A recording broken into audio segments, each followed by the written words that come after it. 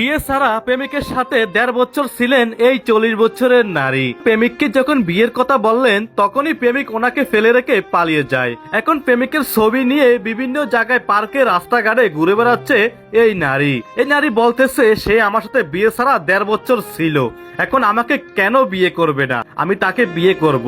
আপনারা সম্পূর্ণ ভিডিও দেখলে বুঝতে পারবেন, তাই অবশ্যই সম্পূর্ণ ভিডিও দেখুন।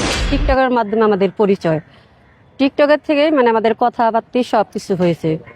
তারপরে সেই ছেলে খুবই রিকোয়েস্ট করে বলছে আসো, কোনো সমস্যা নেই, আমি তোমাকে ভালোবাসবো। আমি বলছি ওকে না, এটা সম্ভব না কখনো, কেন আমি একটা বিয়ে, তুমি একটা আবির্ভূত ছেলে, এটা কখনো সম্ভব না। সে আমার বলছে এটা কোনো সমস্যা না, আজকাল মানুষের বিয়ে হোক আর না হোক, এটা সম্পর্ক যার যা আছে সে তার সাথেই হবে। সে জোর করছে, পরের থেকে আমি তার সাথে রিলেশনে জড়াইছি। জড়ার পরে ১.৫ বছর তার সাথে আমার রিলেশন হয়েছে, সব কিছুই হয়েছে আমাদের মধ্যে। এখন হঠাৎ করে আজকে ২০-২৫ দিন ধরে সে আমার সাথে কথা বলতে বলে না, কোনো বলে না। সে আমাকে বলে বিয়ে করা সম্ভব না আমার এখন আর। তার মা বাপের ভাই বোনেদের কথা শুই না, সে আমারে ফালাইয়া চলে গেছে। একটু থামাচ্ছি আপনাকে, আপনি বিবাহিত? হ্যাঁ, আমার তার লাগে সম্পর্ক সে অবিবাহিত ছিল? হ্যাঁ।